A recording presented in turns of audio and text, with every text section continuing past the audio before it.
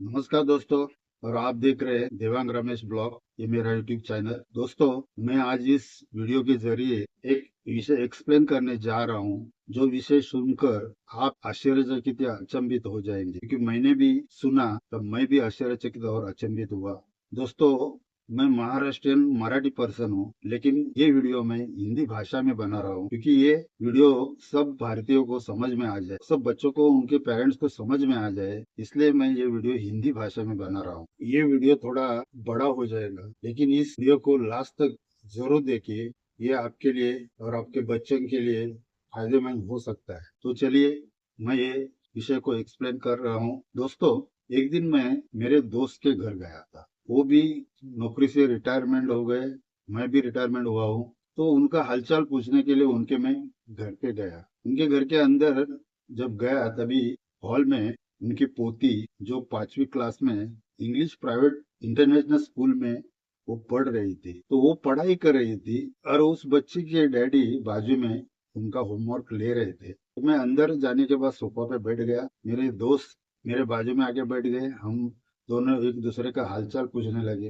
लेकिन वो जो बाजू में बैठी थी, वो बच्ची जो पढ़ाई कर रही थी, वो पढ़ाई करते करते अपने डैडी से कुछ सवालात पूछ रही थी। तो मेरा उनकी तरफ भी थोड़ा ध्यान था, उनकी बातें भी मुझे सुनाई दे रही थी। तो वो अपने डैडी से बता रही थी, डैडी, आज हमें हमारे टीचर ने सोशल स्टडीज सब्जेक्ट का chapter 13 lesson 13 the great personality ये लेसन पढ़ाया। तो ग्रेट पर्सनैलिटी में डॉक्टर बाबा साहेब अम्बेडकर का नाम क्यों नहीं था? क्योंकि आप हमें बताते रहते हैं कि भारत के, इंडिया के सबसे महान पर्सनैलिटीज में डॉक्टर बाबा साहेब अम्बेडकर का नाम आता है। तो इस लेसन में डॉक्टर भीमराव अम्बेडकर का नाम क्यों नहीं था? तो ये सवाल वो अपने डैडी से पूछ रही थी। तो ये बात मेरे कानों में गूंजते चली गई। मैं भी अचंभित हो गया, मैं भी आश्चर्यचकित हुआ कि ग्रेट पर्सनैलिटीज में डॉक्टर भीमराव अम्बेडकर का नाम क्यों नहीं? ऐसा क्यों? ऐसा कैसा हो सकता है? तो मैं वो बच्चे को पढ़ाई में डिस्टर्ब नहीं करना चाहिए, इसलिए मैं तुरंत वहां पे चाय लेके मैं अपने घर पे निकल गया। मैं मेरे घर में आने के बाद सबसे पहले मैं मेरे कमरे में गया, मेरा मोबाइल निकाला और उसमें सर्च किया 5वीं class social study chapter 13 great personality. जैसे मैंने सर्च किया तो मेरे सामने एक वीडियो आया, और वो वीडियो था स्मिता क्लासेस यूट्यूब चैनल चलाने वाले मैडम का। वीडियो में वो लेसन एक्सप्लेन करके बता रही थी, शायद वो टीचर भी हो सकती है। तो वो वीडियो में सुनने चालू किया। तो आगे की बात करने के पहले वो मैडम, वो जो लेसन एक्सप्लेन कर रही है, उसकी प्रस्तावना क्या कर रही है, वो जरा हम सुनते हैं। उनका वीडियो में प्ले करके आपको दिखाता हूँ क्या एक्सप्लेन कर रही है। Hello friends, welcome to another new session of Smita classes. Today we will be dealing with the 13th chapter of SST book of standard 5. The name of the book is Social Studies Success. The name of the chapter is Great Personalities. Okay, in this lesson we will learn about Socrates, Martin Luther King, Abraham Lincoln, Mahatma Gandhi, Karl Marx and Mother Teresa. We will start reading the chapter. Lives of great men all remind us we can make our lives sublime and departing leave behind us footprints on the sands of time. Written by Henry Wadsworth Longfellow. Great men are ordinary men with extraordinary determination. They lead unselfish lives. They work for the welfare of others. Some of them even sacrifice their lives for a cause which benefit mankind. Their lives inspire us and tell us that one should have a noble vision in life. Let us read about a few such great men. Great man, जो बहुत ही महान आदमी होते हैं, वो साधारण ही लोग होते हैं, पर उनका जो मन का विश्वास होता है कि हाँ वह किसी काम को करेंगे, वो एक्स्ट्राऑर्डिनरी होता है, वह असाधारण होता है। वो लोग जो है अपने स्वार्थ के लिए नहीं जीते हैं, वो दूसरों के लिए वो जीते हैं। ठीक है, वो दूसरों के अच्छे के लिए, दूसरों के भले के लिए वो जीते हैं, वेलफेयर के लिए, दूसरों के वेलफेयर के लिए जीते हैं। उनमें से कई ने अपनी जान भी, अपने प्राण भी गवा दिए किसी ऐसे कारण के लिए जिससे कि पूरे मनुष्य समाज का उद्धार हो, पूरे मनुष्य समाज को लाभ मिले, उसके लिए कितने ने अपनी जान भी गवा दी। ठीक है, उनकी जो जीवन है, उनका जो जीवन है, वो हमको इंस्पायर करता है, प्रेरणा देता है, और हमें कहता है कि हर किसी को, और हमें यह सिखाता है कि हर किसी को अपने जीवन में एक नोबल विजन रखना चाहिए। मतलब कुछ एक बहुत अच्छा सोच एक रखना चाहिए, ताकि मनुष्य समाज का उद्धार हो सके। ठीक है, तो सुना आपने ये वीडियो में वो लेसन की प्रस्तावना को एक्सप्लेन करके वो मैडम बता रही है ऐसे महान पर्सनैलिटी जिन्होंने मानव जाति के लिए अपना पूरा जीवन व्यतीत किया, अपना जीवन का बलिदान दिया। ऐसे महान पर्सनैलिटी जैसे Karl Marx, Martin Luther King, Abraham Lincoln, Sardar Vallabh Bhai Patel, Mahatma Gandhi, संत मदर तेरेसा, फ्रीडम फाइटर में जगदीश चंद्र बोस, भगत सिंह, ऐसे महान व्यक्ति का नाम उसमें शामिल है। मुझे उस मैडम से कोई शिकायत नहीं है, क्योंकि वो मैडम जो किताब में लेसन था वो एक्सप्लेन करके बता रहे, या उसमें जो ग्रेट पर्सनालिटी का नाम दिया उसके बारे में भी कोई मुझे शिकायत नहीं, वो भी ग्रेट पर्सनालिटी है। लेकिन इस ग्रेट पर्सनालिटी में डॉक्टर भीमराव अंबेडकर का नाम शामिल क्यों नहीं है? ऐसा क्यों? इसीलिए मैंने वो सोशल स्टडी का पूरा किताब छान कर देखा कि कहीं तो डॉक्टर अंबेडकर का कार्य का उल्लेख किया होगा या नाम का कोई उल्लेख किया होगा। तो पूरे सोशल स्टडी किताब में कहाँ पर भी डॉक्टर भीमराव अंबेडकर का नाम नहीं। तो मुझे ये सवाल मेरे मन में आया, ऐसा क्यों? उस किताब में जो कल के सुषमा स्वराज, नरेंद्र मोदी जैसे व्यक्ति के कार्य का वहाँ पे वो सोशल स्टडी किताब में उल्लेख है, और वो शख्स जिस शख्स ने 19 के दशक के पहले इस देश के सबसे पिछड़े हुए वंचित बहुजन इन लोगों को हमारे देश में वर्ण व्यवस्था की वजह से, जातीय विषमता की वजह से उनको मनुष्य की तरह से जीने का अधिकार नहीं दिया जा रहा, उनके साथ जानवर के जैसे बर्ताव किया जाता था, उनको कीड़े मकोड़ों को जैसे जीवन जीना पड़ता था, उनको पढ़ाई का अधिकार नहीं था, उनको अच्छे कपड़े डालने का, अच्छा खाना खाने का कोई अधिकार नहीं था। वो गुलाम बन के रहना चाहिए, ऐसी इन लोगों के लिए व्यवस्था बनाई। हमारे भारत में उस वक्त 19 के दशक के पहले वर्ण व्यवस्था थी, और वो वर्ण व्यवस्था 4 प्रकार की थी, जैसे ब्राह्मण, क्षत्रिय, वैश्य और शूद्र। शूद्र यानी ये जो पिछड़े, मागास, दलित, आदिवासी ऐसे लोग थे जिनको कोई मनुष्य की तरह जीने का अधिकार नहीं था। जानवर तालाब में पानी पी सकते, लेकिन इन लोगों को तालाब में पानी पीने का अधिकार नहीं था। इनको मंदिर में भगवान के सामने माथा टेकने का अधिकार नहीं था। इनके ऊपर बहुत अत्याचार किया जाता था, उनकी महिलाओं के ऊपर बहुत अत्याचार किया जाता था। ऐसी विषमतावादी वर्ण व्यवस्था में डॉक्टर भीमराव अंबेडकर ये भी शूद्र वर्ण व्यवस्था में आते थे, यानी कि अछूत जाति इनकी मानी जाती थी, और वो अछूत जाति की होने की वजह से उनको बचपन में स्कूल के बाहर बैठ के उनको पढ़ाया जाता था। तो ऐसी वर्ण व्यवस्था, ऐसी विषमता को, ऐसी मनोवादी सिस्टम को इस देश में हद्दपार करने के लिए उन्होंने ऐसे समूह के लिए काम किया जो मानव जाति के लिए शाप था। डॉक्टर भीमराव अंबेडकर ने और बहुत बड़ा महान कार्य ये किया कि भारत की महिलाओं को 19 के दशक के पहले कोई अधिकार नहीं था, पढ़ाई का अधिकार नहीं था, बाहर घूमने का अधिकार नहीं था। उन्होंने संविधान में महिलाओं को पुरुषों के जैसे पूरे अधिकार दिला के उनका सम्मान किया, और आज इसी वजह से भारत की हर महिला प्रगत हो गई है, और आज पुरुषों से भी ज्यादा वो अच्छा काम कर रही है। तो ये सारी देन डॉक्टर भीमराव अंबेडकर की है। ये कार्य करते वक्त उन्होंने अपना घर बार नहीं देखा, उन्होंने उनके कम से कम 3-4 बच्चे बिना दवा से मर गए, उनके घर में गरीबी थी, वो घर की तरफ उनका पूरा ध्यान ही नहीं था। वो सिर्फ और सिर्फ ऐसे लोगों की सोचते थे कि ये लोगों को जीने का अधिकार देना चाहिए। उन्होंने वृत्तपत्र निकाल के अपने मागास और दलित समाज की, बहुजन समाज की आवाज उठाई, और इस सिस्टम के खिलाफ जाके उन्होंने उस वक्त के ब्रिटिश सरकार के सामने अपनी कैफियत रखी। तभी जाके ये चित्र स्पष्ट हुआ कि हमारे देश में वंचित समूह के ऊपर ये उच्च वर्णीय लोग अत्याचार कर रहे हैं, और इनको भी वो अधिकार मिलना चाहिए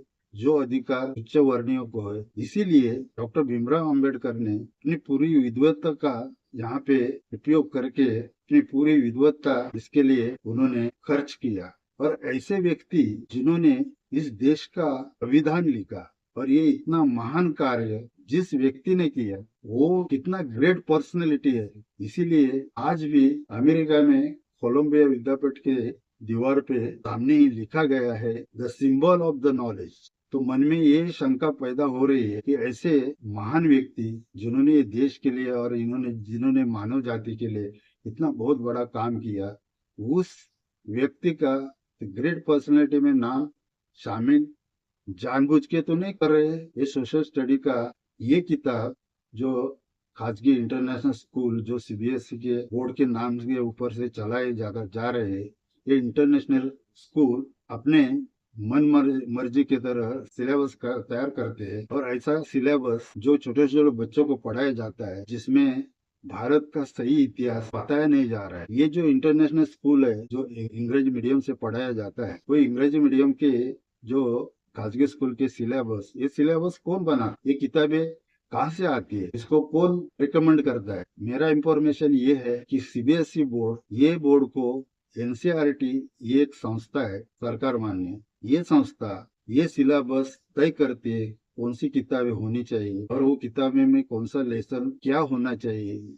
ये एनसीईआरटी ये संस्था तय करती है, और ये एनसीईआरटी का जो किताब जो तय किया हुआ सिलेबस, ये सीबीएसई बोर्ड को अपने सिलेबस में लेना कंपलसरी है। वैसे ही खासगी स्कूलों में भी वो लेना कंपलसरी है, फिर भी ये अपने मन मर्जी से बच्चों को पढ़ा रही है। इसके ऊपर मुझे तो ऐसा लगता है कि ये जो खासगी इंटरनेशनल स्कूल है, ये जो बड़ी बड़ी उसके संस्थापक है, उनके ऊपर शायद सरकार का आशीर्वाद है, इसी वजह से वो चलाते हैं, इसी वजह से वो अपना मनमानी सिलेबस तैयार करते हैं। तो ये गलत है।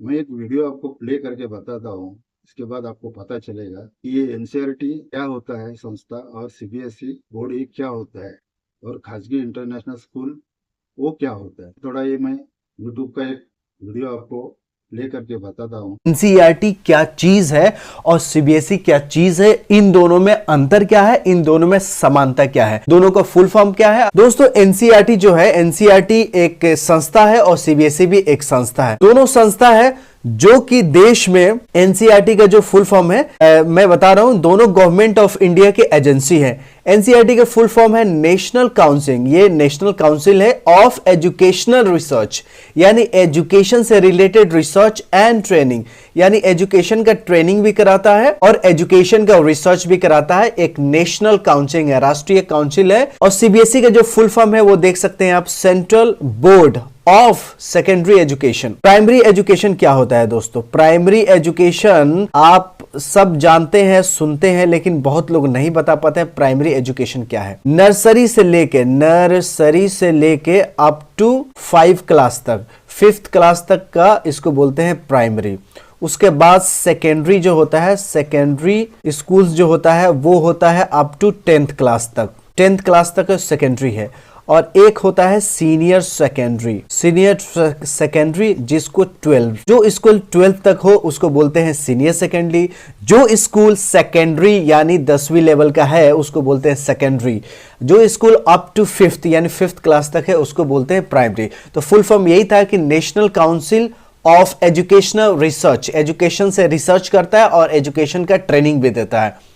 और सीबीएसई क्या है? एक बोर्ड है जो कि सेकेंडरी एजुकेशन का बोर्ड है दोस्तों। अब हम बढ़ते हैं अगला जो अंतर है वो है जो एनसीईआरटी है। एनसीईआरटी के जो काम है टू असिस्ट एंड एडवाइस, ये हेल्प करता है और सलाह देता है किसको? सेंटर को और स्टेट को, सेंट्रल गवर्नमेंट को और स्टेट गवर्नमेंट को सलाह देता है। किस पे? स्कूल एजुकेशन सिस्टम पे। स्कूल एजुकेशन जो सिस्टम है उसमें इसको हेल्प करता है स्टेट को, और सलाह भी देता है स्टेट को और सेंटर को भी। सेंट्रल और स्टेट गवर्नमेंट को दोनों को हेल्प करेगा और एडवाइस करेगा कि स्कूल में जो एजुकेशन सिस्टम है उसको कैसे इंप्रूव किया जाए। और सीबीएसई में आप देख सकते हैं, सीबीएसई का जो काम है, जो सबसे मेन काम है सीबीएसई का, वो है implements all the policies and maintain standard in education. दोस्तों एनसीईआरटी का काम है रूल को बनाना, रूल को बनाने का काम है एनसीईआरटी का, और रूल को फॉलो करने का काम है सीबीएसई का।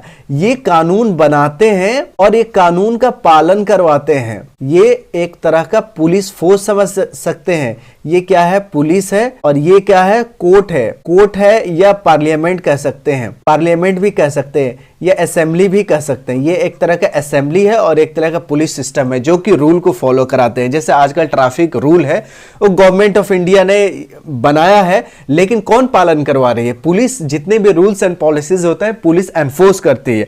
उसी तरह सीबीएसई क्या है कि जितनी भी एजुकेशन में कानून बनते हैं वो बनाती है एनसीईआरटी और उसको फॉलो करवाती है सीबीएसई। दोस्तों अगला अंतर मैं आपको बताता हूं। अगला अंतर है एनसीईआरटी बुक्स बनाती है, पब्लिश करती है, सीबीएसई का काम यह है कि इंप्लीमेंट करना रूल को। तो आपने जान लिया कि एनसीईआरटी जो किताबें जो सिलेबस तय करते हैं उसको सीबीएसई बोर्ड को लेना उनको कंपलसरी है। तो मैं ये वीडियो के माध्यम से हर बच्चों को और उनके पेरेंट्स को दरखास्त करता हूँ, जब भी आप अपने बच्चों को सीबीएसई बोर्ड में पढ़ा रही है तो वहाँ पे जाके सवाल ये पूछिए कि जो आपके स्कूल में हर कक्षा का जो सिलेबस है उसमें जो किताब आता है वो एनसीईआरटी जो संस्था ने तय किया हुआ रिकमेंड किया हुआ वो किताबें वो अभ्यासक्रम है क्या, वो सिलेबस है क्या, और वो चेक करो, वही अपने बच्चों को उस सीबीएसई बोर्ड के स्कूल में एडमिशन दिलवाओ। लेकिन कुछ इंटरनेशनल स्कूल जो अंग्रेजी इंटरनेशनल स्कूल चलाते हैं, जो आजकल फ्रेंचाइजी स्कूल बहुत सारे हो गए जो प्राइवेट है, जो अपना सिलेबस खुद ही तय करते हैं और खुद अपने मनमानी तरीके से बच्चों को पढ़ाते हैं, तो ऐसे स्कूल में अपने बच्चों को पढ़ाएंगे उनको अलग ज्ञान मिलेगा, अपने देश की गलत संस्कृति बता के